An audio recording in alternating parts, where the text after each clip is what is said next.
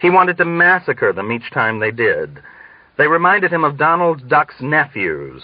They were afraid of Yossarian and persecuted him incessantly with nagging generosity and with their exasperating insistence on doing small favors for him. They were reckless, puerile, congenial, naive, presumptuous, deferential, and rambunctious. They were dumb. They had no complaints. They admired Colonel Cathcart, and they found Colonel Corn witty. They were afraid of Yossarian, but they were not the least bit afraid of Colonel Cathcart's 70 missions. They were 4 clean-cut kids who were having lots of fun, and they were driving Yossarian nuts. He could not make them understand that he was a crotchety old fogey of 28, that he belonged to another generation, another era, another world, that having a good time bored him and was not worth the effort, and that they bored him too. He could not make them shut up. They were worse than women. They had not brains enough to be introverted and repressed. Cronies of theirs in other squadrons began dropping in unashamedly and using the tent as a hangout. There was often not room enough for him. Worst of all, he could no longer bring Nurse Duckett there to lie down with her. And now that foul weather had come, he had no place else. This was a calamity he had not foreseen, and he wanted to bust his roommates' heads open with his fists, or pick them up each in turn by the seats of their pants and the scruffs of their necks, and pitch them out once and for all into the dank, rubbery perennial weeds growing between his rusty soup can urinal with nail holes in the bottom and the knotty pine squadron latrine that stood like a beach locker not far away. Instead of busting their heads open, he tramped in his galoshes and black raincoat through the drizzling darkness to invite Chief White Half-Oat to move in with him, too, and drive the fastidious, clean-living bastards out with his threats and swinish habits. But Chief White Half-Oat felt cold and was already making plans to move up into the hospital to die of pneumonia. Instinct told Chief White Half-Oat it was almost time. His chest ached, and he coughed chronically. Whiskey no longer warmed him. Most damning of all, Captain Flume had moved back into his trailer. Here was an omen of unmistakable meaning. He had to move back, Yossarian argued, in a vain effort to cheer up the glum, barrel-chested Indian, whose well-knit, sorrel-red face had degenerated rapidly into a dilapidated, calcareous gray. He'd die of exposure if he tried to live in the woods in this weather. No, that wouldn't drive the yellow-bellied back, Chief White Half-Oat disagreed obstinately. He tapped his forehead with cryptic insight. No, siree. He knows something. He knows it's time for me to die of pneumonia, that's what he knows. And that's how I know it's time. What does Dr. Nika say? I'm not allowed to say anything, Dr. Nika said sorrowfully from his seat on his stool in the shadows of a corner, his smooth, tapered, diminutive face turtle green in the flickering candlelight. Everything smelled of mildew. The bulb in the tent had blown out several days before, and neither of the 2 men had been able to muster the initiative to replace it. I'm not allowed to practice medicine anymore, Dr. Nika added. He's dead, Chief White Half-Oat gloated, with a hoarse laugh entangled in phlegm. That's really funny. I don't even draw my pay anymore. That's really funny, Chief White Half-Oat repeated. All this time he's been insulting my liver, and look what happened to him. He's dead. Killed by his own greed. That's not what killed me, Dr. Nika observed in a voice that was calm and flat. There's nothing wrong with greed. It's all that lousy Dr. Stubbs' fault, getting Colonel Cathcart and Colonel Corn stirred up against flight surgeons. He's going to give the medical profession a bad name by standing up for principle. If he's not careful, he'll be blackballed by his state medical association and kept out of the hospitals. Yossarian watched Chief White Half-Oat pour whiskey carefully into 3 empty shampoo bottles and store them away in the musette bag he was packing. Can't you stop by my tent on your way to the hospital and punch one of them in the nose for me? He speculated aloud. I've got 4 of them, and they're going to crowd me out of my tent altogether. You know, something like that once happened to my whole tribe, Chief White Half-Oat remarked in jolly appreciation, sitting back on his cot to chuckle. Why don't you get Captain Black to kick those kids out? Captain Black likes to kick people out. Yossarian grimaced sourly at the mere mention of Captain Black, who was already bullying the new flyers each time they stepped into his intelligence tent for maps or information. Yossarian's attitude toward his roommates turned merciful and protective at the mere recollection of Captain Black. It was not their fault that they were young and cheerful, he reminded himself, as he carried the swinging beam of his flashlight back through the darkness. He wished that he could be young and cheerful, too. And it wasn't their fault that they were courageous, confident, and carefree. He would just have to be patient with them until one or two were killed and the rest wounded, and then they would all turn out okay. He vowed to be more tolerant and benevolent, but when he ducked inside his tent with his friendlier attitude, a great yellow blaze was roaring in the fireplace, and he gasped in horrified amazement. Orr's beautiful birch logs were going up in smoke. His roommates had set fire to them. He gaped at the four insensitive, overheated faces and wanted to shout curses at them. He wanted to bang their heads together as they greeted him with loud, convivial cries and invited him generously to pull up a chair and eat their chestnuts and roasted potatoes. What could he do with them? And the very next morning they got rid of the dead man in his tent. Just like that, they whisked him away.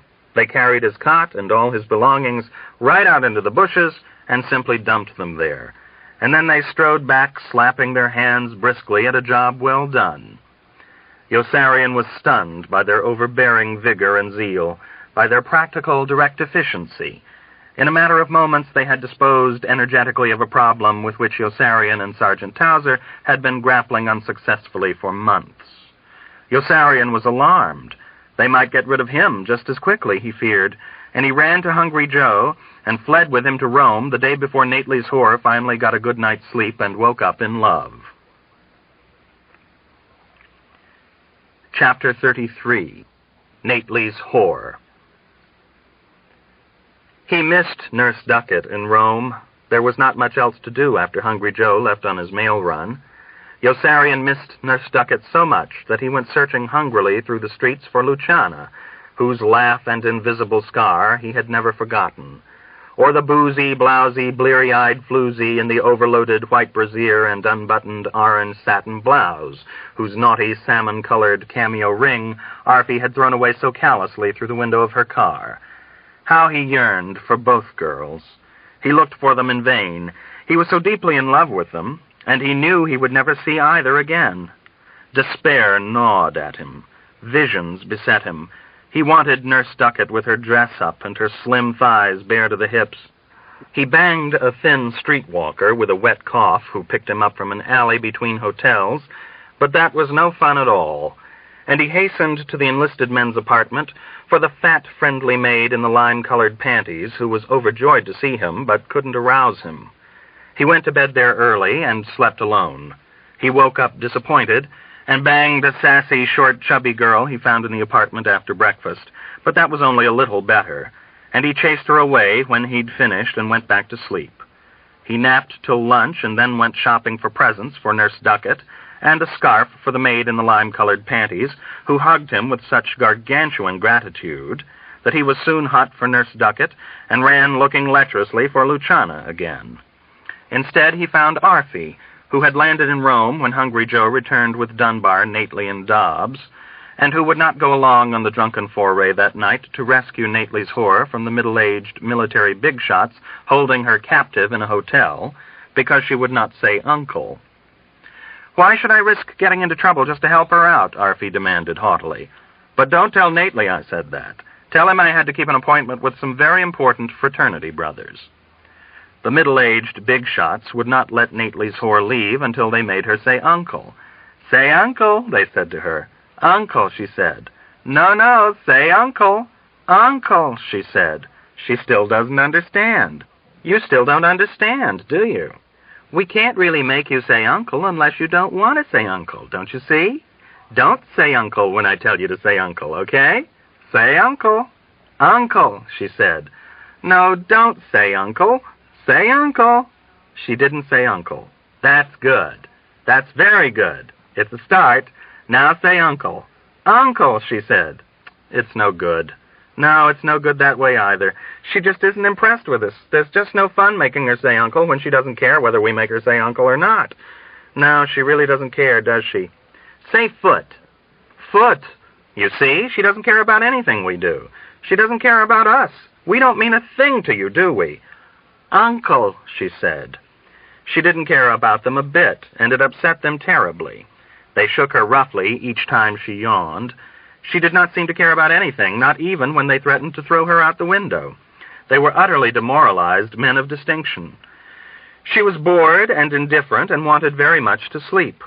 She had been on the job for 22 hours, and she was sorry that these men had not permitted her to leave with the other two girls with whom the orgy had begun. She wondered vaguely why they wanted her to laugh when they laughed, and why they wanted her to enjoy it when they made love to her. It was all very mysterious to her, and very uninteresting. She was not sure what they wanted from her. Each time she slumped over with her eyes closed, they shook her awake and made her say uncle again. Each time she said uncle, they were disappointed. She wondered what uncle meant. She sat on the sofa in a passive, phlegmatic stupor, her mouth open and all her clothing crumpled in a corner on the floor, and wondered how much longer they would sit around naked with her and make her say uncle in the elegant hotel suite to which Orr's old girlfriend, giggling uncontrollably at Yossarian's and Dunbar's drunken antics, guided Nately and the other members of the motley rescue party.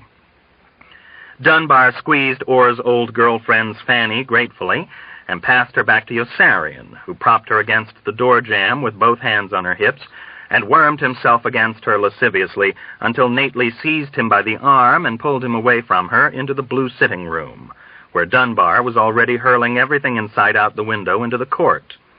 Dobbs was smashing furniture with an ash stand.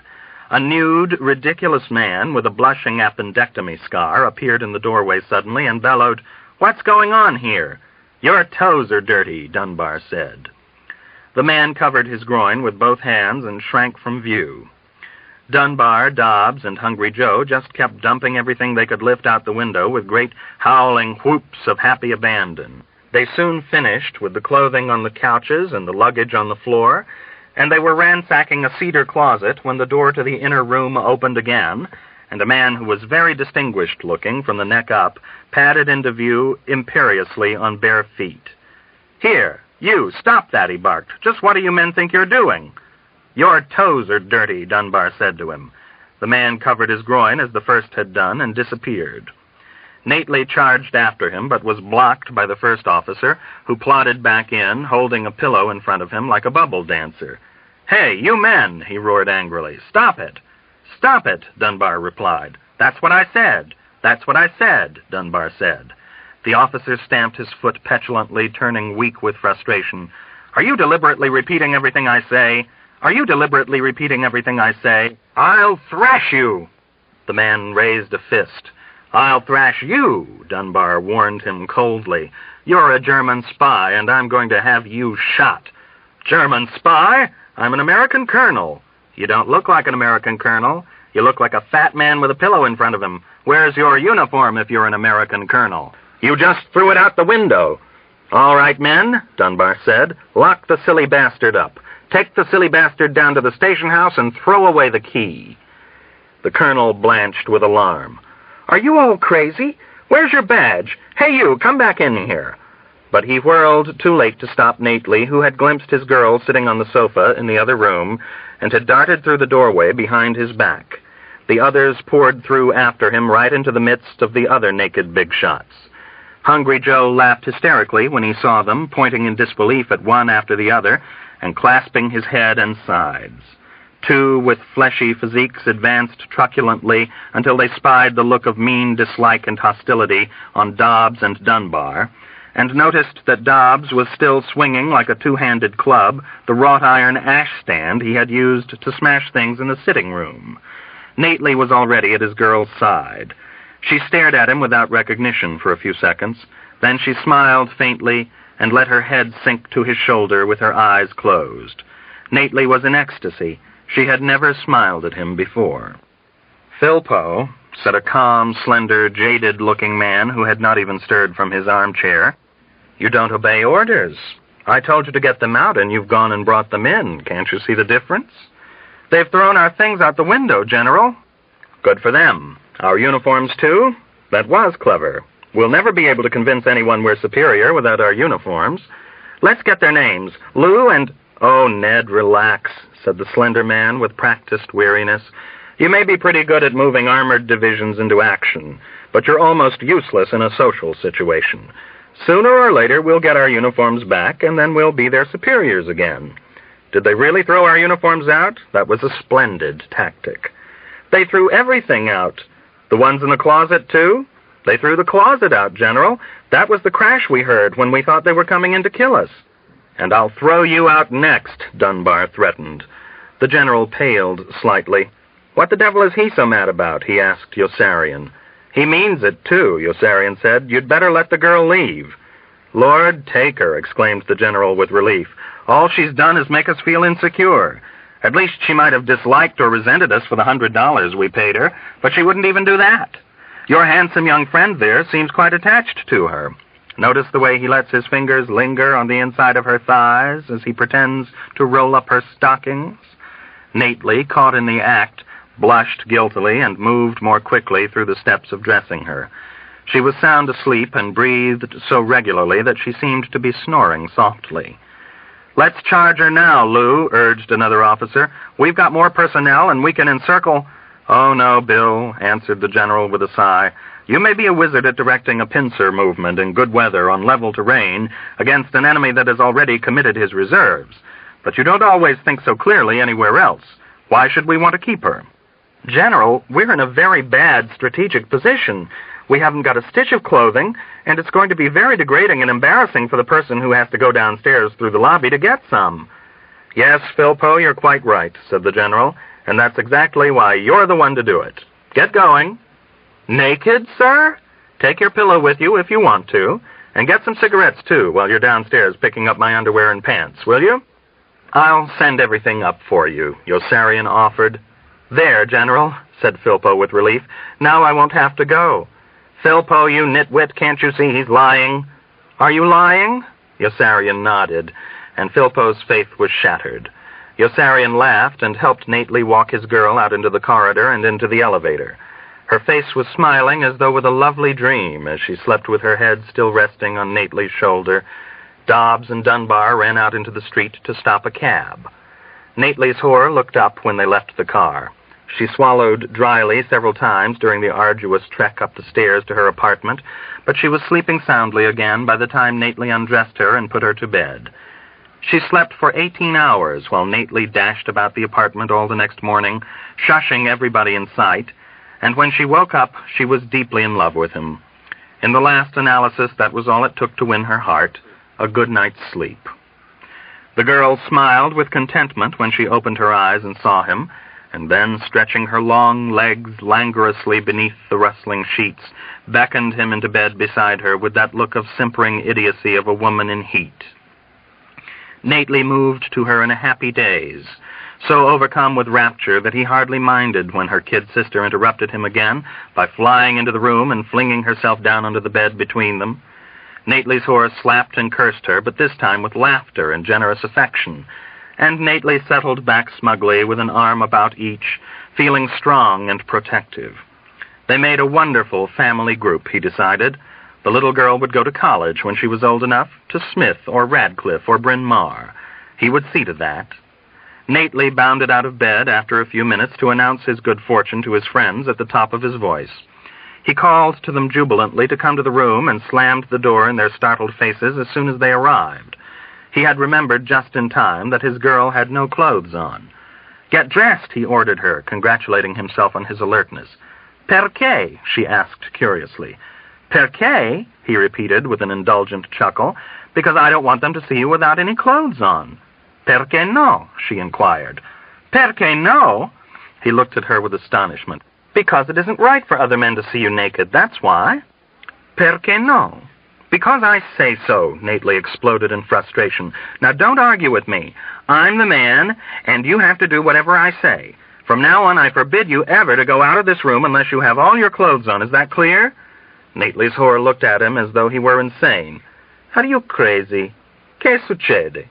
I mean every word I say. Tu sei pazzo, she shouted at him with incredulous indignation, and sprang out of bed. Snarling unintelligibly, she snapped on panties and strode toward the door. Nately drew himself up with full manly authority. I forbid you to leave this room that way, he informed her. Tu sei pazzo, she shot back at him after she had left, shaking her head in disbelief. Idiota! Tu sei un pazzo imbecille! Tu sei pazzo, said her thin kid sister, starting out after her in the same haughty walk. You come back here, Nately ordered her. I forbid you to go out that way, too. Idiota, the kid sister called back at him with dignity after she had flounced past. Tu sei un pazzo imbecille. Nately fumed in circles of distracted helplessness for several seconds, and then sprinted out into the sitting room to forbid his friends to look at his girlfriend, while she complained about him in only her panties. Why not? Asked Dunbar. Why not? Exclaimed Nately. Because she's my girl now, and it isn't right for you to see her unless she's fully dressed. Why not? Asked Dunbar. You see, said his girl with a shrug. Lui è pazzo. Si è molto pazzo, echoed her kid sister. Then make her keep her clothes on if you don't want us to see her, argued Hungry Joe. What the hell do you want from us? She won't listen to me, Nately confessed sheepishly. So from now on, you'll all have to shut your eyes or look in the other direction when she comes in that way, okay? Madone, cried his girl in exasperation, and stamped out of the room. Madone, cried her kid sister, and stamped out behind her. Lui è pazzo, Yossarian observed good-naturedly. I certainly have to admit it. Hey, you crazy or something? Hungry Joe demanded of Nately. The next thing you know, you'll be trying to make her give up hustling. From now on, Nately said to his girl, I forbid you to go out hustling. Perché? She inquired curiously. Perché? He screamed with amazement. Because it's not nice, that's why. Perché no? Because it just isn't, Nately insisted. It just isn't right for a nice girl like you to go looking for other men to sleep with. I'll give you all the money you need so you won't have to do it anymore. And what will I do all day instead? Do, said Nately. You'll do what all your friends do. My friends go looking for men to sleep with. Then get new friends. I don't even want you to associate with girls like that anyway. Prostitution is bad. Everybody knows that, even him. He turned with confidence to the experienced old man. Am I right? You're wrong, answered the old man. Prostitution gives her an opportunity to meet people. It provides fresh air and wholesome exercise, and it keeps her out of trouble. From now on, Nately declared sternly to his girlfriend, I forbid you to have anything to do with that wicked old man. Bafangu, his girl replied, rolling her harassed eyes up toward the ceiling. What does he want from me? She implored, shaking her fists. Lasciami, she told him in menacing entreaty. Stupido! If you think my friends are so bad, go tell your friends not to ficky-fick all the time with my friends. From now on, Nately told his friends, I think you fellas ought to stop running around with her friends and settle down. Madame, cried his friends, rolling their harassed eyes up toward the ceiling. Nately had gone clear out of his mind. He wanted them all to fall in love right away and get married. Dunbar could marry Orr's whore, and Yossarian could fall in love with Nurse Duckett or anyone else he liked. After the war, they could all work for Nately's father and bring up their children in the same suburb. Nately saw it all very clearly. Love had transmogrified him into a romantic idiot, and they drove him away back into the bedroom to wrangle with his girl over Captain Black. She agreed not to go to bed with Captain Black again or give him any more of Nately's money, but she would not budge an inch on her friendship with the ugly, ill-kempt, dissipated, filthy-minded old man who witnessed Nately's flowering love affair with insulting derision, and would not admit that Congress was the greatest deliberative body in the whole world. From now on, Nately ordered his girl firmly, I absolutely forbid you even to speak to that disgusting old man. Again the old man, cried the girl in wailing confusion. Perché no? He doesn't like the House of Representatives. Mamma mia, what's the matter with you? E pazzo, observed her kid sister philosophically. That's what's the matter with him. Si, the older girl agreed readily, tearing at her long brown hair with both hands. Lui è pazzo. But she missed Nately when he was away, and was furious with Yossarian when he punched Nately in the face with all his might and knocked him into the hospital with a broken nose. Chapter 34. Thanksgiving. It was actually all Sergeant Knight's fault that Yossarian busted Nately in the nose on Thanksgiving Day after everyone in the squadron had given humble thanks to Milo for providing the fantastically opulent meal on which the officers and enlisted men had gorged themselves insatiably all afternoon, and for dispensing like an inexhaustible largesse The unopened bottles of cheap whiskey he handed out unsparingly to every man who asked. Even before dark, young soldiers with pasty white faces were throwing up everywhere and passing out drunkenly on the ground. The air turned foul. Other men picked up steam as the hours passed, and the aimless, riotous celebration continued. It was a raw, violent, guzzling saturnalia that spilled obstreperously through the woods to the officers' club and spread up into the hills toward the hospital and the anti-aircraft gun emplacements. There were fistfights in the squadron and one stabbing. Corporal Kolodny shot himself through the leg in the intelligence tent while playing with a loaded gun, and had his gums and toes painted purple in the speeding ambulance as he lay on his back with the blood spurting from his wound. Men with cut fingers, bleeding heads, stomach cramps, and broken ankles came limping penitently up to the medical tent to have their gums and toes painted purple by Gus and Wes, and be given a laxative to throw into the bushes.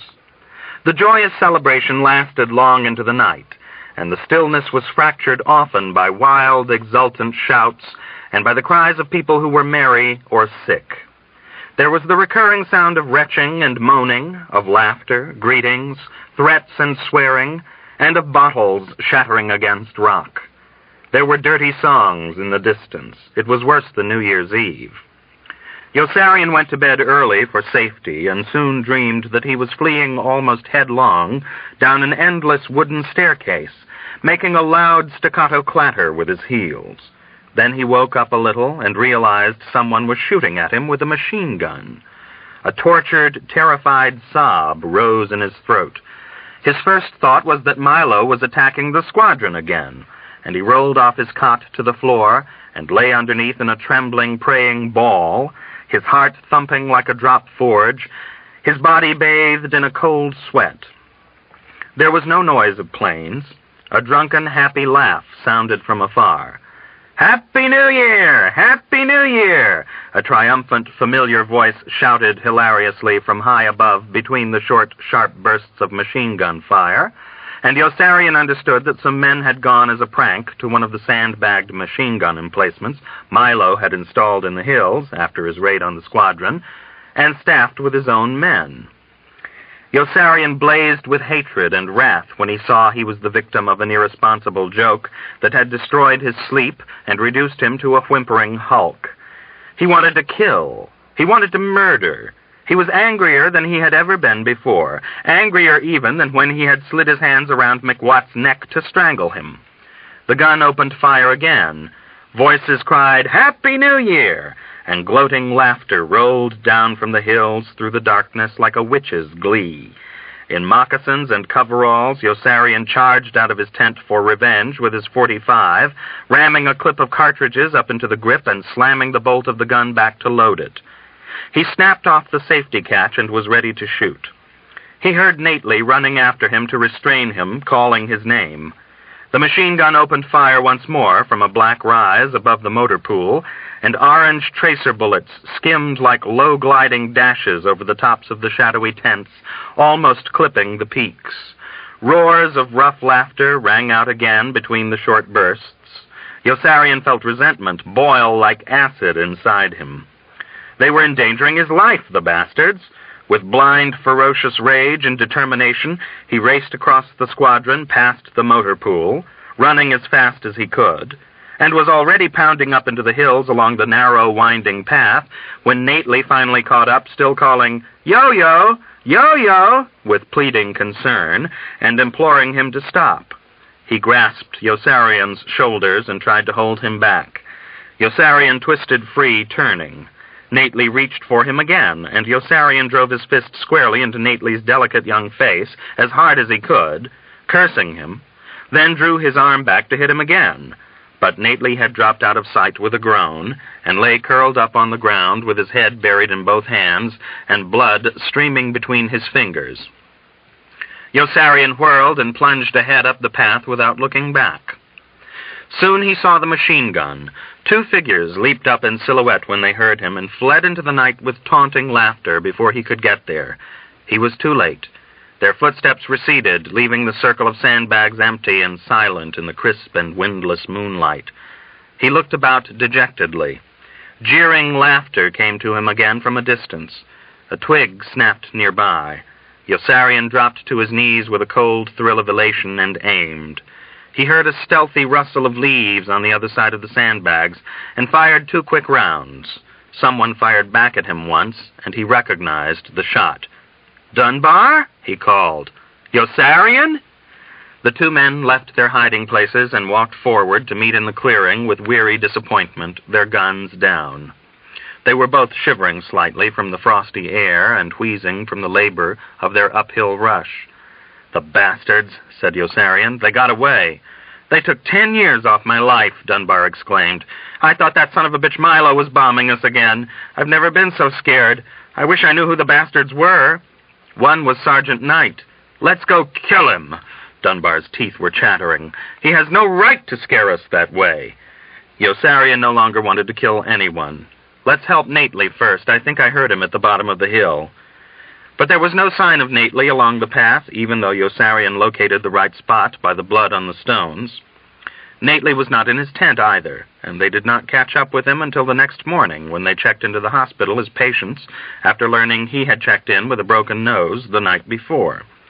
Nately beamed in frightened surprise as they padded into the ward in their slippers and robes behind Nurse Kramer and were assigned to their beds. Nately's nose was in a bulky cast, and he had 2 black eyes. He kept blushing giddily in shy embarrassment and saying he was sorry when Yossarian came over to apologize for hitting him. Yossarian felt terrible. He could hardly bear to look at Nately's battered countenance. Even though the sight was so comical, he was tempted to guffaw. Dunbar was disgusted by their sentimentality, and all 3 were relieved when Hungry Joe came barging in unexpectedly with his intricate black camera and trumped-up symptoms of appendicitis to be near enough to Yossarian to take pictures of him feeling up Nurse Duckett. Like Yossarian, he was soon disappointed. Nurse Duckett had decided to marry a doctor, any doctor, because they all did so well in business, and would not take chances in the vicinity of the man who might someday be her husband. Hungry Joe was irate and inconsolable until, of all people, the chaplain was led in wearing a maroon corduroy bathrobe, shining like a skinny lighthouse with a radiant grin of self-satisfaction too tremendous to be concealed. The chaplain had entered the hospital with a pain in his heart that the doctors thought was gas in his stomach, and with an advanced case of Wisconsin shingles. "What in the world are Wisconsin shingles?" asked Yossarian. "That's just what the doctors wanted to know," blurted out the chaplain proudly and burst into laughter. No one had ever seen him so waggish or so happy. "There's no such thing as Wisconsin shingles, don't you understand? I lied. I made a deal with the doctors. I promised that I would let them know when my Wisconsin shingles went away if they would promise not to do anything to cure them. I never told a lie before. Isn't it wonderful?" The chaplain had sinned, and it was good. Common sense told him that telling lies and defecting from duty were sins. On the other hand, everybody knew that sin was evil and that no good could come from evil. But he did feel good. He felt positively marvelous. Consequently, it followed logically that telling lies and defecting from duty could not be sins. The chaplain had mastered, in a moment of divine intuition, the handy technique of protective rationalization, and he was exhilarated by his discovery. It was miraculous. It was almost no trick at all, he saw, to turn vice into virtue, and slander into truth, impotence into abstinence, arrogance into humility, plunder into philanthropy, thievery into honor, blasphemy into wisdom, brutality into patriotism, and sadism into justice. Anybody could do it. It required no brains at all. It merely required no character. With effervescent agility, the chaplain ran through the whole gamut of orthodox immoralities, while Nately sat up in bed with flushed elation, astounded by the mad gang of companions of which he found himself the nucleus. He was flattered and apprehensive, certain that some severe official would soon appear and throw the whole lot of them out like a pack of bums. No one bothered them. In the evening, they all trooped exuberantly out to see a lousy Hollywood extravaganza in Technicolor, and when they trooped exuberantly back in after the lousy Hollywood extravaganza, the soldier in white was there, and Dunbar screamed and went to pieces. "He's back!" Dunbar screamed. "He's back! He's back!" Yossarian froze in his tracks, paralyzed as much by the eerie shrillness in Dunbar's voice as by the familiar white, morbid sight of the soldier in white, covered from head to toe in plaster and gauze. A strange, quavering, involuntary noise came bubbling from Yossarian's throat. "He's back!" Dunbar screamed again. "He's back!" a patient delirious with fever echoed in automatic terror. All at once the ward erupted into bedlam. Mobs of sick and injured men began ranting incoherently and running and jumping in the aisle as though the building were on fire. A patient with one foot and one crutch was hopping back and forth swiftly in panic, crying, "What is it? What is it? Are we burning? Are we burning?" "He's back!" someone shouted at him. "Didn't you hear him? He's back! He's back!" "Who's back?" shouted someone else. "Who is it? What does it mean? What should we do? Are we on fire? Get up and run, damn it! Everybody get up and run!" Everybody got out of bed and began running from one end of the ward to the other. One CID man was looking for a gun to shoot one of the other CID men who had jabbed his elbow into his eye. The ward had turned into chaos. The patient, delirious with the high fever, leaped into the aisle and almost knocked over the patient with one foot, who accidentally brought the black rubber tip of his crutch down on the other's bare foot, crushing some toes. The delirious man with the fever and the crushed toes sank to the floor and wept in pain, while other men tripped over him and hurt him more in their blind, milling, agonized stampede. "He's back!" all the men kept mumbling and chanting and calling out hysterically as they rushed back and forth. "He's back! He's back!" Nurse Kramer was there in the middle suddenly like a spinning policeman, trying desperately to restore order, dissolving helplessly into tears when she failed. "Be still! Please be still!" she urged uselessly through her massive sobs. The chaplain, pale as a ghost, had no idea what was going on. Neither did Nately, who kept close to Yossarian's side, clinging to his elbow, or Hungry Joe, who followed dubiously with his scrawny fists clenched and glanced from side to side with a face that was scared. "Hey, what's going on?" Hungry Joe pleaded. "What the hell is going on?" "It's the same one!" Dunbar shouted at him emphatically, in a voice rising clearly above the raucous commotion. "Don't you understand? It's the same one!" "The same one?" Yossarian heard himself echo, quivering with a deep and ominous excitement that he could not control, and shoved his way after Dunbar toward the bed of the soldier in white. "Take it easy, fellas," the short, patriotic Texan counseled affably with an uncertain grin. "There's no cause to be upset. Why don't we all just take it easy?" "The same one," others began murmuring, chanting, and shouting. Suddenly Nurse Duckett was there, too. "What's going on?" she demanded. "He's back!" Nurse Kramer screamed, sinking into her arms. "He's back! He's back!" It was indeed the same man. He had lost a few inches and added some weight, but Yossarian remembered him instantly by the two stiff arms and the two stiff, thick, useless legs, all drawn upward into the air, almost perpendicularly by the taut ropes and the long lead weights suspended from pulleys over him, and by the frayed black hole in the bandages over his mouth. He had, in fact, hardly changed at all. There was the same zinc pipe rising from the hard stone mass over his groin and leading to the clear glass jar on the floor. There was the same clear glass jar on a pole, dripping fluid into him through the crook of his elbow. Yossarian would recognize him anywhere. He wondered who he was. "There's no one inside!" Dunbar yelled out at him unexpectedly. Yossarian felt his heart skip a beat and his legs grow weak. "What are you talking about?" he shouted with dread, stunned by the haggard, sparking anguish in Dunbar's eyes and by his crazed look of wild shock and horror. "Are you nuts or something? What the hell do you mean there's no one inside?" "They've stolen him away!" Dunbar shouted back. "He's hollow inside, like a chocolate soldier. They just took him away and left those bandages there." "Why should they do that? Why do they do anything?" "They've stolen him away!" screamed someone else, and people all over the ward began screaming, "They've stolen him away! They've stolen him away!" "Go back to your beds," Nurse Duckett pleaded with Dunbar and Yossarian, pushing feebly against Yossarian's chest. "Please go back to your beds." "You're crazy!" Yossarian shouted angrily at Dunbar. "What the hell makes you say that?" "Did anyone see him?" Dunbar demanded with sneering fervor. "You saw him, didn't you?" Yossarian said to Nurse Duckett. "Tell Dunbar there's someone inside." "Lieutenant Schmalker is inside," Nurse Duckett said. "He's burned all over." "Did she see him?" "You saw him, didn't you?" "The doctor who bandaged him saw him." "Go get him, will you? Which doctor was it?" Nurse Duckett reacted to the question with a startled gasp. "The doctor isn't even here," she exclaimed. "The patient was brought to us that way from a field hospital." "You see?" cried Nurse Kramer. "There's no one inside." "There's no one inside," yelled Hungry Joe and began stamping on the floor. Dunbar broke through and leaped up furiously on the soldier in white's bed to see for himself, pressing his gleaming eye down hungrily against the tattered black hole in the shell of white bandages. He was still bent over, staring with one eye into the lightless, unstirring void of the soldier in white's mouth, when the doctors and the MPs came running to help Yossarian pull him away. The doctors wore guns at the waist. The guards carried carbines and rifles with which they shoved and jolted the crowd of muttering patients back. A stretcher on wheels was there, and the soldier in white was lifted out of bed skillfully and rolled out of sight in a matter of seconds. The doctors and MPs moved through the ward assuring everyone that everything was all right. Nurse Duckett plucked Yossarian's arm and whispered to him furtively to meet her in the broom closet outside in the corridor. Yossarian rejoiced when he heard her.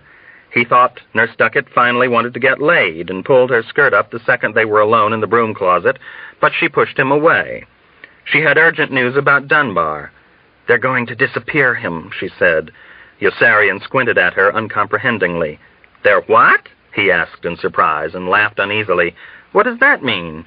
"I don't know. I heard them talking behind a door." "Who?" "I don't know. I couldn't see them. I just heard them say they were going to disappear Dunbar." "Why are they going to disappear him?" "I don't know." "It doesn't make sense. It isn't even good grammar. What the hell does it mean when they disappear somebody?" "I don't know." "Jesus, you're a great help." "Why are you picking on me?" Nurse Duckett protested with hurt feelings and began sniffing back tears. "I'm only trying to help. It isn't my fault they're going to disappear him, is it? I shouldn't even be telling you." Yossarian took her in his arms and hugged her with gentle, contrite affection. "I'm sorry," he apologized, kissing her cheek respectfully, and hurried away to warn Dunbar, who was nowhere to be found.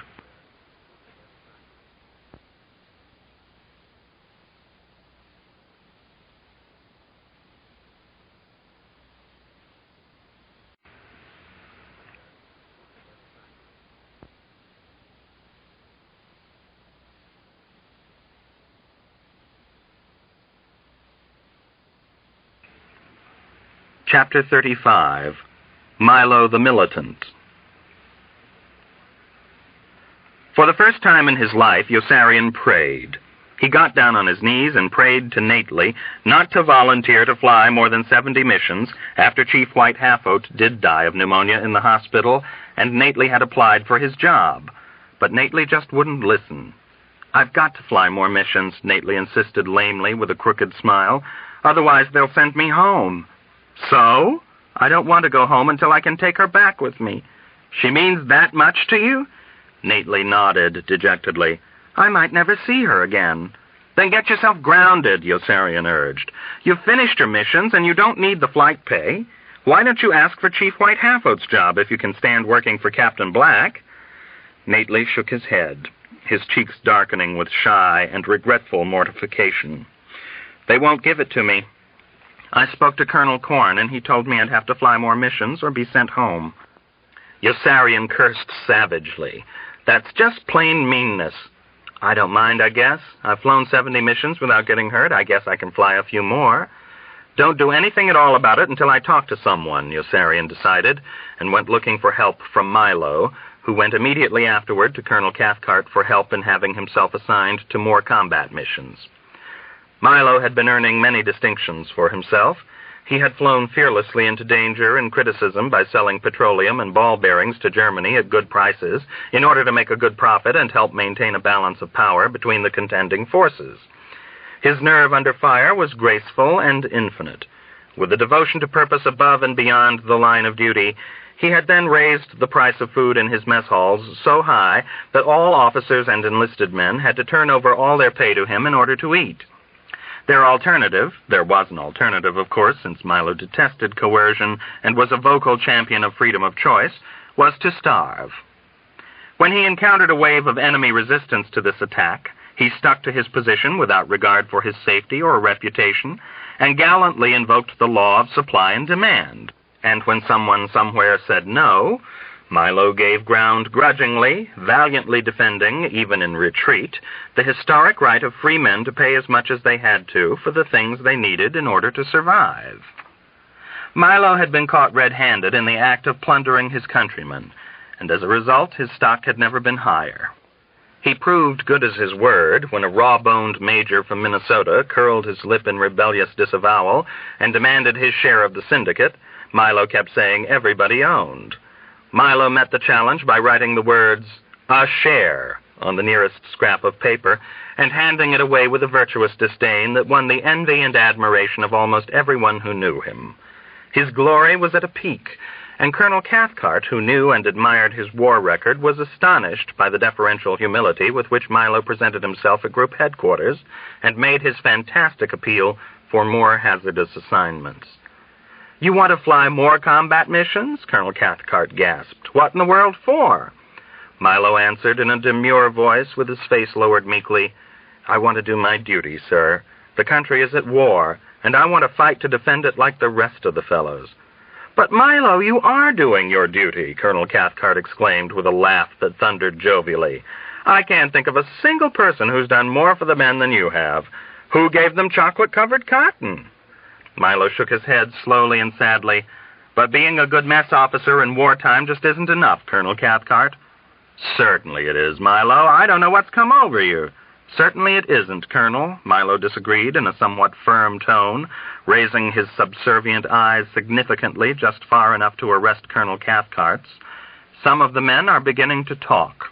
"Oh, is that it? Give me their names, Milo. Give me their names, and I'll see to it that they go on every dangerous mission the group flies." "No, Colonel, I'm afraid they're right," Milo said, with his head drooping again. "I was sent overseas as a pilot, and I should be flying more combat missions and spending less time on my duties as a mess officer."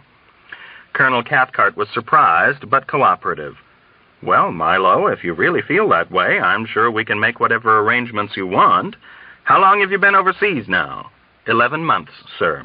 "And how many missions have you flown?" 5. "5?" asked Colonel Cathcart.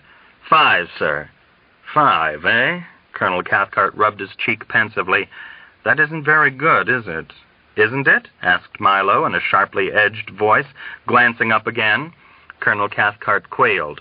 "On the contrary, that's very good, Milo," he corrected himself hastily. "It isn't bad at all." "No, Colonel," Milo said, with a long, languishing, wistful sigh. "It isn't very good, although it's very generous of you to say so." "But it's really not bad, Milo, not bad at all when you consider all your other valuable contributions. 5 missions, you say? Just 5? "Just 5, sir. Just 5.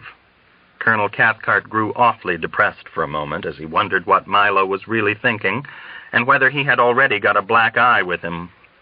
5 is very good, Milo, he observed with enthusiasm, spying a ray of hope. That averages out to almost 1 combat mission every 2 months. And I'll bet your total doesn't even include the time you bombed us. Yes, sir, it does. It does? Inquired Colonel Cathcart with mild wonder. You didn't actually fly along on that mission, did you? If I remember correctly, you were in the control tower with me, weren't you? But it was my mission, Milo contended. I organized it, and we used my planes and supplies.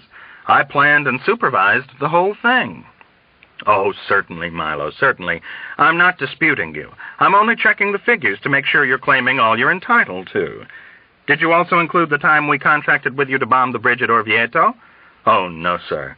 I didn't think I should, since I was in Orvieto at the time directing the anti-aircraft fire. I don't see what difference that makes, Milo. It was still your mission, and a damned good one, too, I must say. We didn't get the bridge, but we did have a beautiful bomb pattern. I remember General Peckham commenting on it. No, Milo, I insist you count Orvieto as a mission, too. If you insist, sir. I do insist, Milo. Now, let's see. You now have a grand total of 6 missions, which is damned good, Milo. Damned good, really. 6 missions is an increase of 20% in just a couple of minutes, which is not bad at all, Milo, not bad at all. Many of the other men have 70 missions, Milo pointed out. But they never produced any chocolate-covered cotton, did they? Milo, you're doing more than your share. But they're getting all the fame and opportunity, Milo persisted with a petulance that bordered on sniveling. Sir, I want to get in there and fight like the rest of the fellows. That's what I'm here for. I want to win medals, too. Yes, Milo, of course. We all want to spend more time in combat. But people like you and me serve in different ways. Look at my own record. Colonel Cathcart uttered a deprecatory laugh. I'll bet it's not generally known, Milo, that I myself have flown only 4 missions. Is it? No, sir, Milo replied. It's generally known that you've flown only 2 missions, and that one of those occurred when Arfie accidentally flew you over enemy territory while navigating you to Naples for a black market water cooler. Colonel Cathcart, flushing with embarrassment, abandoned all further argument. All right, Milo.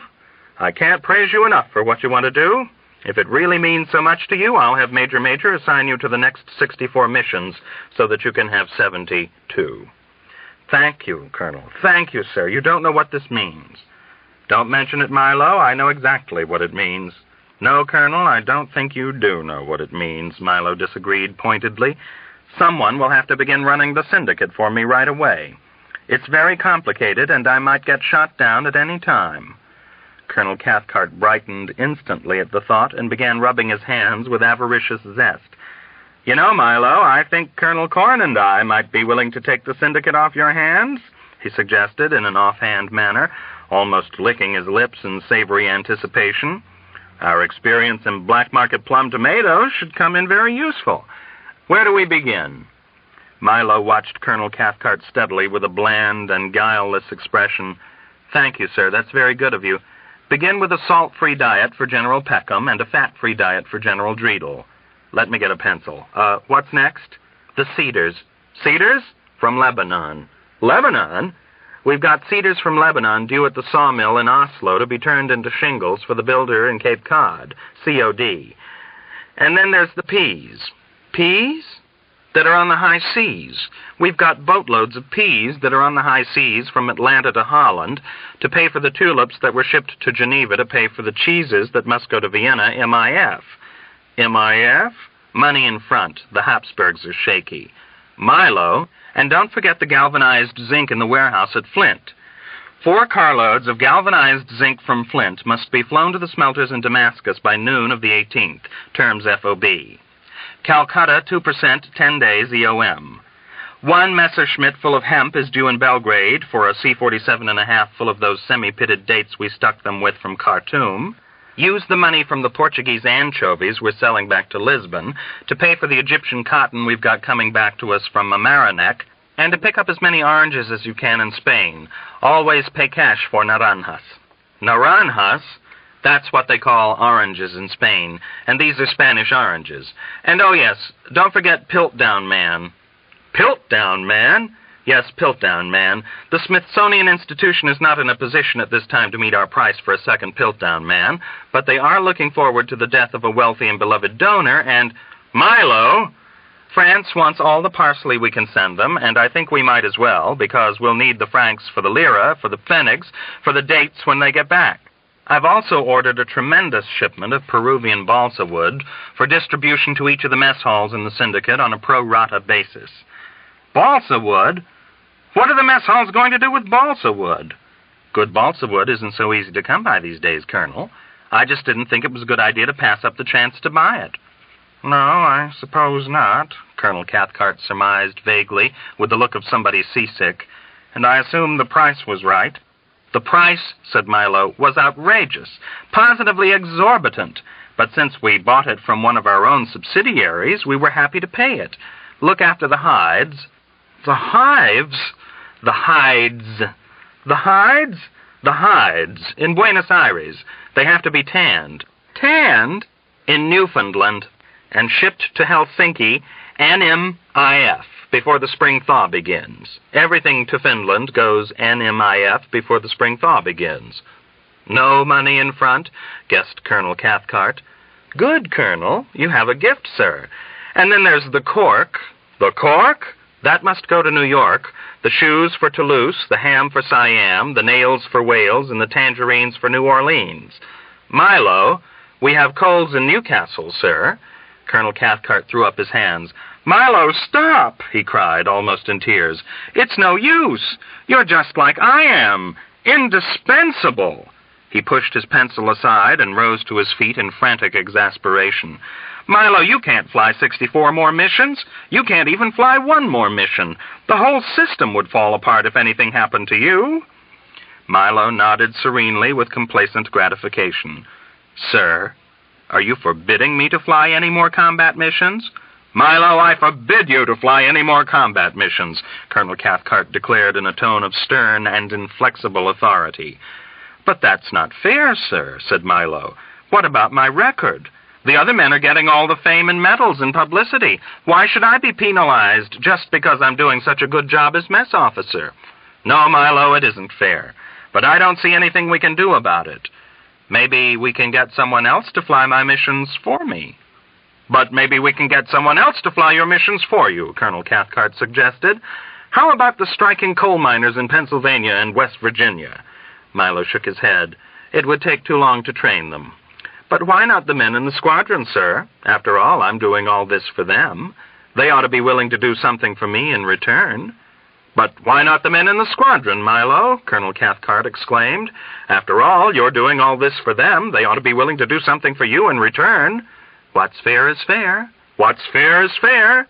They could take turns, sir. They might even take turns flying your missions for you, Milo. Who gets the credit? You get the credit, Milo, and if a man wins a medal flying one of your missions, you get the medal. Who dies if he gets killed? Why, he dies, of course. After all, Milo, what's fair is fair.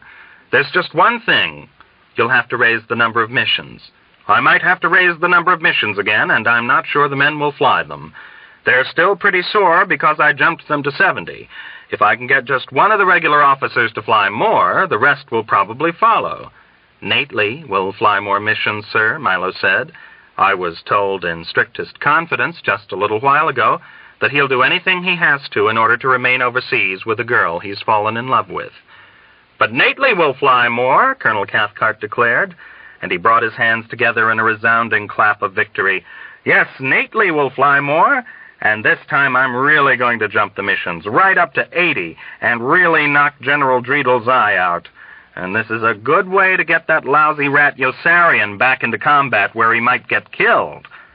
Yossarian? A tremor of deep concern passed over Milo's simple, homespun features, and he scratched the corner of his reddish-brown mustache thoughtfully.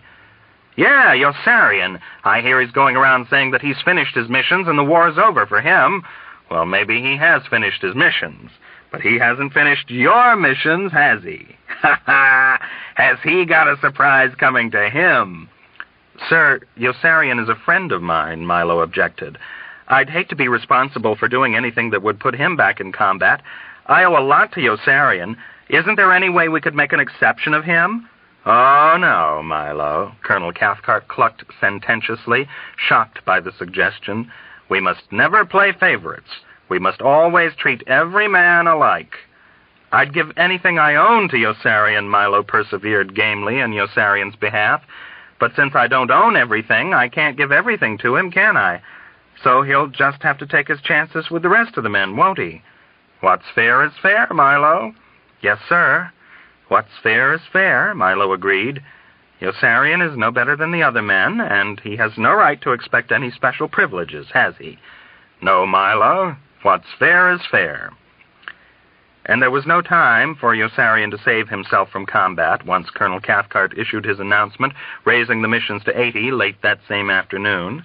No time to dissuade Nately from flying them, or even to conspire again with Dobbs to murder Colonel Cathcart, for the alert sounded suddenly at dawn the next day, and the men were rushed into the trucks before a decent breakfast could be prepared, and they were driven at top speed to the briefing room, and then out to the airfield, where the clitter-clattering fuel trucks were still pumping gasoline into the tanks of the planes, and the scampering crews of armorers were toiling as swiftly as they could at hoisting the 1,000-pound demolition bombs into the bomb bays. Everybody was running, and engines were turned on and warmed up as soon as the fuel trucks had finished. Intelligence had reported that a disabled Italian cruiser in dry dock at La Spezia would be towed by the Germans that same morning to a channel at the entrance of the harbor and scuttled there to deprive the Allied armies of deep-water port facilities when they captured the city. For once, a military intelligence report proved accurate. The long vessel was halfway across the harbor when they flew in from the west, and they broke it apart with direct hits from every flight that filled them all with waves of enormously satisfying group pride, until they found themselves engulfed in great barrages of flak that rose from guns in every bend of the huge horseshoe of mountainous land below.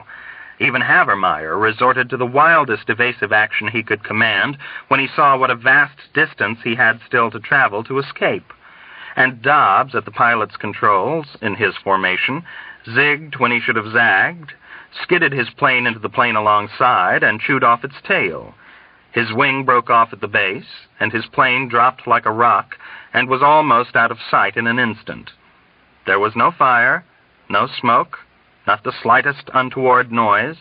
The remaining wing revolved as ponderously as a grinding cement mixer as the plane plummeted nose downward in a straight line at accelerating speed until it struck the water, which foamed open at the impact like a white water lily on the dark blue sea, and washed back in a geyser of apple-green bubbles when the plane sank.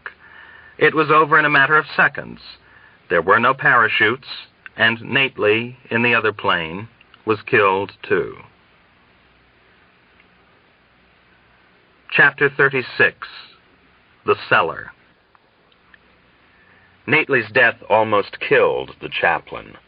Chaplain Tapman was seated in his tent, laboring over his paperwork and his reading spectacles, when his phone rang and news of the mid-air collision was given to him from the field. His insides turned at once to dry clay. His hand was trembling as he put the phone down. His other hand began trembling. The disaster was too immense to contemplate. 12 men killed? How ghastly, how very, very awful. His feeling of terror grew. He prayed instinctively that Yossarian, Nately, Hungry Joe, and his other friends would not be listed among the victims, then berated himself repentantly, for to pray for their safety was to pray for the death of other young men he did not even know. It was too late to pray, yet that was all he knew how to do. His heart was pounding with a noise that seemed to be coming from somewhere outside, and he knew he would never sit in a dentist's chair again, never glance at a surgical tool, never witness an automobile accident or hear a voice shout at night, without experiencing that same violent thumping in his chest and dreading that he was going to die. He would never watch another fist fight without fearing he was going to faint and crack his skull open on the pavement, or suffer a fatal heart attack or cerebral hemorrhage. He wondered if he would ever see his wife again or his 3 small children. He wondered if he ever should see his wife again, now that Captain Black had planted in his mind such strong doubts about the fidelity and character of all women. There were so many other men, he felt, who could prove more satisfying to her sexually. When he thought of death now, he always thought of his wife, and when he thought of his wife, he always thought of losing her. In another minute, the chaplain felt strong enough to rise and walk with glum reluctance to the tent next door for Sergeant Whitcomb. They drove in Sergeant Whitcomb's jeep. The chaplain made fists of his hands to keep them from shaking as they lay in his lap. He ground his teeth together and tried not to hear as Sergeant Whitcomb chirruped exultantly over the tragic event.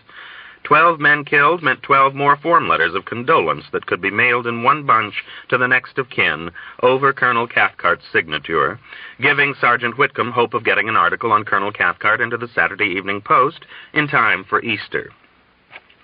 At the field, a heavy silence prevailed, overpowering motion like a ruthless, insensate spell holding in thrall the only beings who might break it.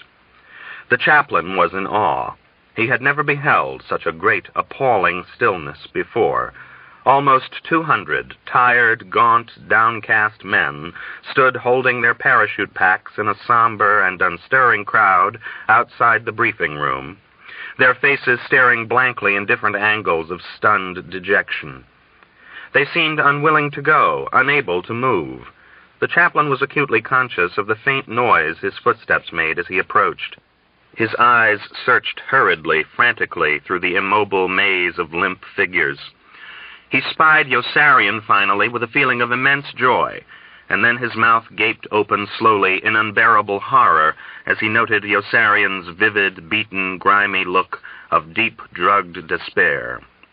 He understood at once, recoiling in pain from the realization and shaking his head with a protesting and imploring grimace that Nately was dead. The knowledge struck him with a numbing shock. A sob broke from him. The blood drained from his legs, and he thought he was going to drop. Nately was dead.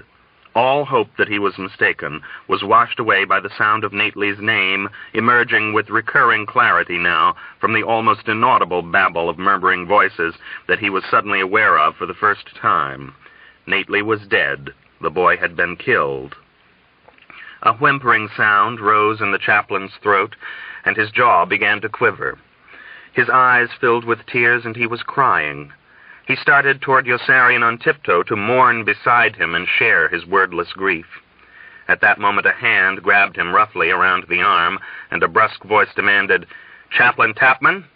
He turned with surprise to face a stout, pugnacious colonel with a large head and mustache and a smooth, florid skin. He had never seen the man before. "Yes, what is it?" The fingers grasping the chaplain's arm were hurting him, and he tried in vain to squirm loose. "Come along." The chaplain pulled back in frightened confusion. "Where? Why? Who are you, anyway?" "You'd better come along with us, Father," a lean, hawk-faced major on the chaplain's other side intoned with reverential sorrow. "We're from the government. We want to ask you some questions." "What kind of questions? What's the matter?" "Aren't you Chaplain Tapman?" demanded the obese colonel. "He's the one," Sergeant Whitcomb answered. "Go on along with them," Captain Black called out to the chaplain with a hostile and contemptuous sneer. "Go on into the car if you know what's good for you." Hands were drawing the chaplain away irresistibly. He wanted to shout for help to Yossarian, who seemed too far away to hear. Some of the men nearby were beginning to look at him with awakening curiosity. The chaplain bent his face away with burning shame and allowed himself to be led into the rear of a staff car and seated between the fat colonel with the large pink face and the skinny, unctuous, despondent major. He automatically held a wrist out to each, wondering for a moment if they wanted to handcuff him. Another officer was already in the front seat. A tall MP with a whistle and a white helmet got in behind the wheel. The chaplain did not dare raise his eyes until the closed car had lurched from the area and the speeding wheels were whining on the bumpy blacktop road. "Where are you taking me?" he asked in a voice soft with timidity and guilt, his gaze still averted. The notion came to him that they were holding him to blame for the mid-air crash and the death of Nately. "What have I done?" "Why don't you keep your trap shut and let us ask the questions?" said the colonel. "Don't talk to him that way," said the major. "It isn't necessary to be so disrespectful." "Then tell him to keep his trap shut and let us ask the questions." "Father, please keep your trap shut and let us ask the questions," urged the major sympathetically. "It will be better for you."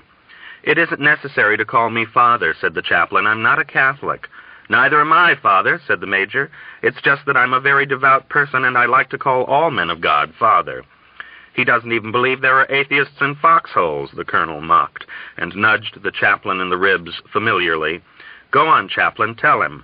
Are there atheists in foxholes?" "I don't know, sir," the chaplain replied. "I've never been in a foxhole." The officer in front swung his head around swiftly with a quarrelsome expression. "You've never been in heaven either, have you? But you know there's a heaven, don't you?" "Or do you?" said the colonel. "That's a very serious crime you've committed, Father," said the major. "What crime?" "We don't know yet," said the colonel, "but we're going to find out, and we sure know it's very serious."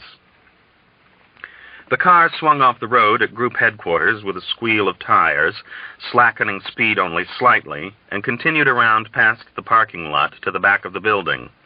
The three officers and the chaplain got out. In single file, they ushered him down a wobbly flight of wooden stairs leading to the basement and led him into a damp, gloomy room with a low cement ceiling and unfinished stone walls. There were cobwebs in all the corners. A huge centipede blew across the floor to the shelter of a water pipe. They sat the chaplain in a hard, straight-backed chair that stood behind a small, bare table. "Please make yourself comfortable, Chaplain," invited the colonel cordially, switching on a blinding spotlight and shooting it squarely into the chaplain's face. He placed a set of brass knuckles and a box of wooden matches on the table.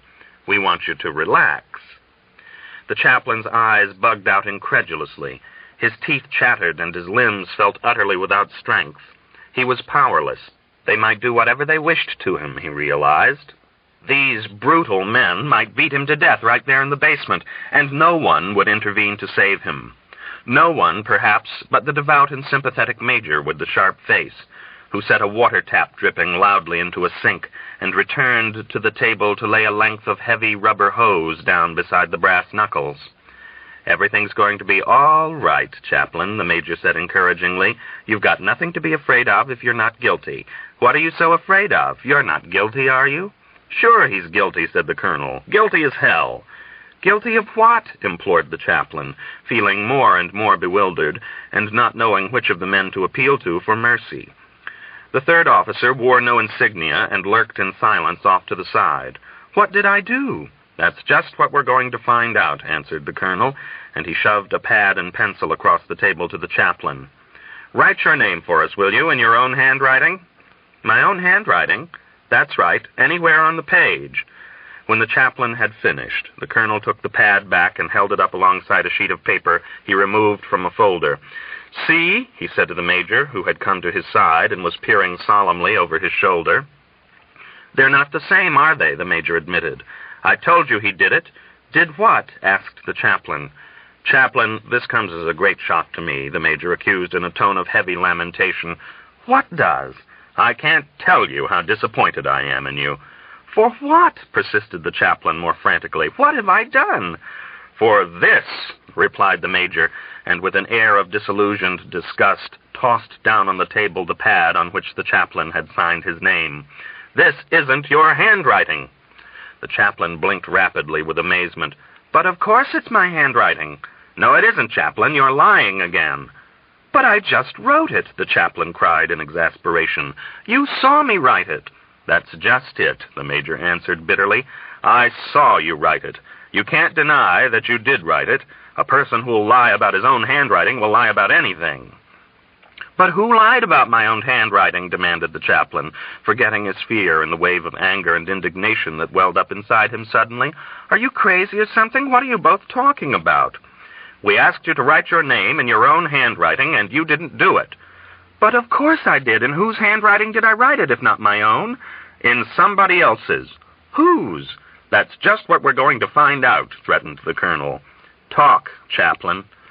The chaplain looked from one to the other of the two men with rising doubt and hysteria. "That handwriting is mine," he maintained passionately.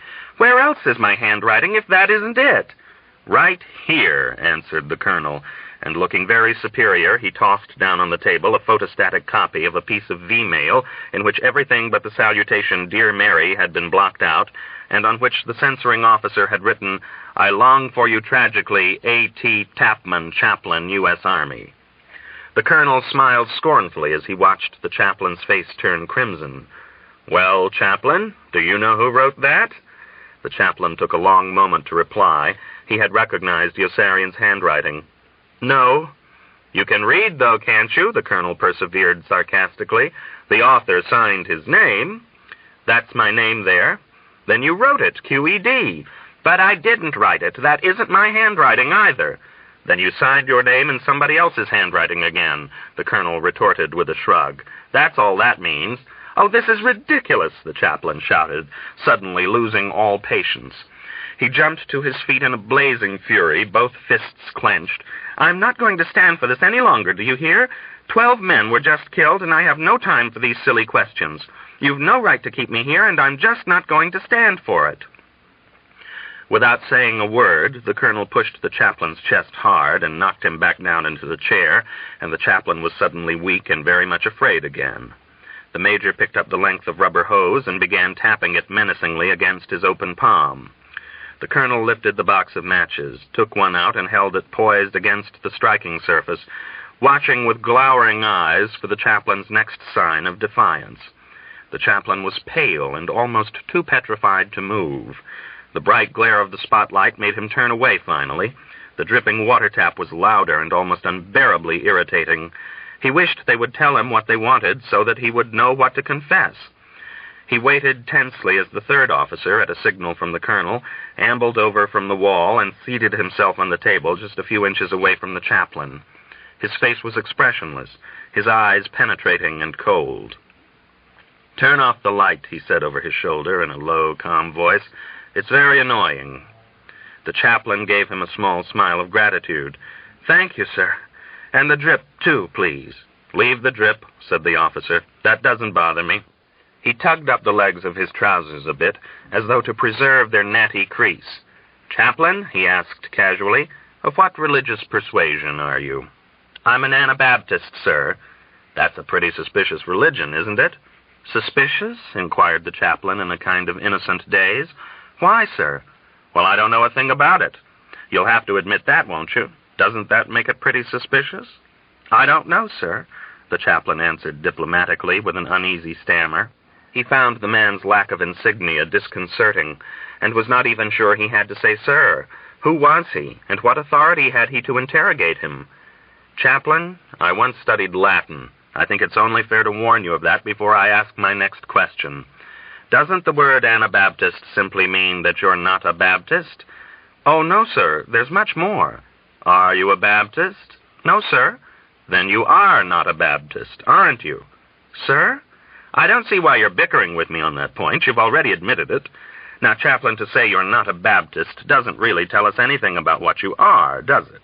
You could be anything or anyone." He leaned forward slightly, and his manner took on a shrewd and significant air. "You could even be," he added, "Washington Irving, couldn't you?" "Washington Irving?" the chaplain repeated with surprise. "Come on, Washington," the corpulent colonel broke in irascibly. "Why don't you make a clean breast of it? We know you stole that plum tomato." After a moment's shock, the chaplain giggled with nervous relief. "Oh, is that it?" he exclaimed. "Now I'm beginning to understand. I didn't steal that plum tomato, sir. Colonel Cathcart gave it to me. You can even ask him if you don't believe me." A door opened at the other end of the room, and Colonel Cathcart stepped into the basement as though from a closet. "Hello, Colonel." "Colonel, he claims you gave him that plum tomato, did you?" "Why should I give him a plum tomato?" answered Colonel Cathcart. "Thank you, Colonel. That will be all." "It's a pleasure, Colonel," Colonel Cathcart replied, and he stepped back out of the basement, closing the door after him. "Well, Chaplain, what have you got to say now?" "He did give it to me," the chaplain hissed in a whisper that was both fierce and fearful. "He did give it to me." "You're not calling a superior officer a liar, are you, Chaplain?" "Why should a superior officer give you a plum tomato, Chaplain? Is that why you tried to give it to Sergeant Whitcomb, Chaplain, because it was a hot tomato?"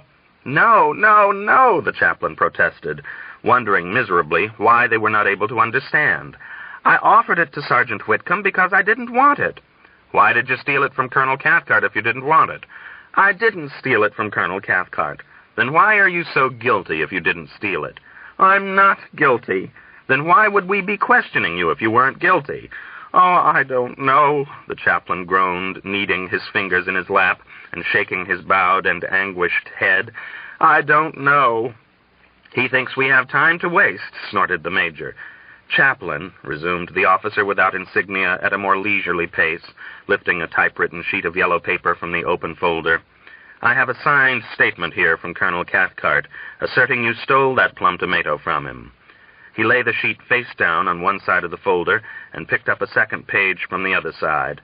"And here I have a notarized affidavit from Sergeant Whitcomb, in which he states that he knew the tomato was hot just from the way you tried to unload it on him." "I swear to God I didn't steal it, sir," the chaplain pleaded with distress, almost in tears. "I give you my sacred word it was not a hot tomato." "Chaplain, do you believe in God?" "Yes, sir, of course I do."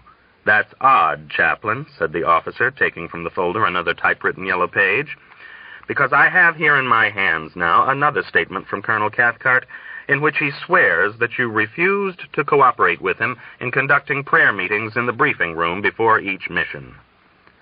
After looking blank a moment, the chaplain nodded quickly with recollection. "Oh, that's not quite true, sir," he explained eagerly. "Colonel Cathcart gave up the idea himself once he realized enlisted men pray to the same God as officers." "He did what?" exclaimed the officer in disbelief. "What nonsense," declared the red-faced colonel, and swung away from the chaplain with dignity and annoyance. "Does he expect us to believe that?" cried the major incredulously. The officer without insignia chuckled acidly. "Chaplain, aren't you stretching things a bit far now?" he inquired with a smile that was indulgent and unfriendly. "But, sir, it's the truth. I swear it's the truth." "I don't see how that matters one way or the other," the officer answered nonchalantly, and reached sideways again toward the open folder filled with papers. "Chaplain, did you say you did believe in God in answer to my question? I don't remember." "Yes, sir, I did say so, sir. I do believe in God." "Then that really is very odd, Chaplain. Because I have here another affidavit from Colonel Cathcart that states you once told him atheism was not against the law. Do you recall ever making a statement like that to anyone?" The chaplain nodded without any hesitation, feeling himself on very solid ground. "Yes, sir, I did make a statement like that. I made it because it's true. Atheism is not against the law." "But that's still no reason to say so, Chaplain, is it?" the officer chided tartly, frowning, and picked up still one more typewritten, notarized page from the folder. "And here I have another sworn statement from Sergeant Whitcomb that says you opposed his plan of sending letters of condolence over Colonel Cathcart's signature to the next of kin of men killed or wounded in combat. Is that true?" "Yes, sir, I did oppose it," answered the chaplain, "and I'm proud that I did. Those letters are insincere and dishonest. Their only purpose is to bring glory to Colonel Cathcart." "But what difference does that make?" replied the officer. "They still bring solace and comfort to the families that receive them, don't they? Chaplain, I simply can't understand your thinking process." The chaplain was stumped and at a complete loss for a reply. He hung his head, feeling tongue-tied and naive.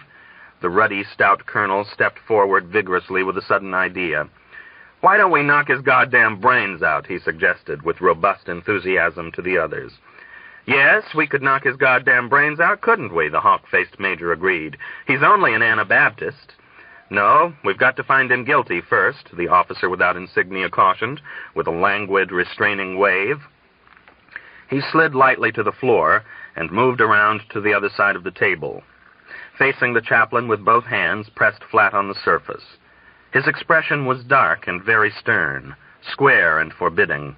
"Chaplain," he announced with magisterial rigidity, "we charge you formally with being Washington Irving and taking capricious and unlicensed liberties in censoring the letters of officers and enlisted men. Are you guilty or innocent?"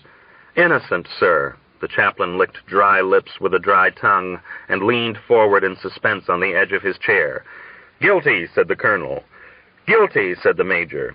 "Guilty it is, then," remarked the officer without insignia, and wrote a word on a page in the folder. "Chaplain," he continued, looking up, "we accuse you also of the commission of crimes and infractions we don't even know about yet. Guilty or innocent?" "I don't know, sir. How can I say if you don't tell me what they are?" "How can we tell you if we don't know?" "Guilty," decided the colonel. "Sure he's guilty," agreed the major. "If they're his crimes and infractions, he must have committed them." "Guilty it is, then," chanted the officer without insignia, and moved off to the side of the room. "He's all yours, Colonel." "Thank you," commended the colonel. "You did a very good job." He turned to the chaplain. "Okay, Chaplain, the jig's up. Take a walk." The chaplain did not understand. "What do you wish me to do?" "Go on, beat it, I told you," the colonel roared, jerking a thumb over his shoulder angrily. "Get the hell out of here." The chaplain was shocked by his bellicose words and tone, and, to his own amazement and mystification, deeply chagrined that they were turning him loose. "Aren't you even going to punish me?" he inquired with querulous surprise.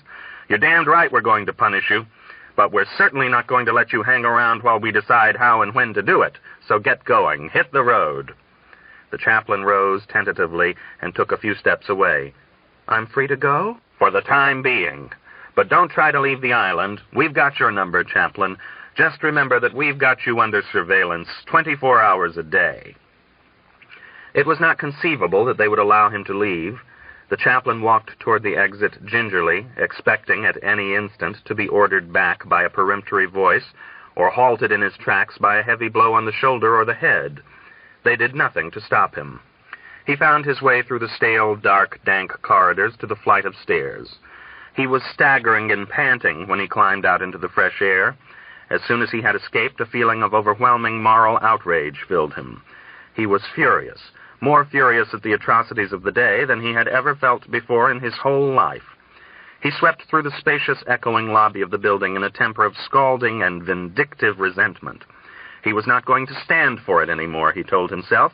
He was simply not going to stand for it. When he reached the entrance, he spied, with a feeling of good fortune, Colonel Corn trotting up the wide steps alone. Bracing himself with a deep breath, the chaplain moved courageously forward to intercept him.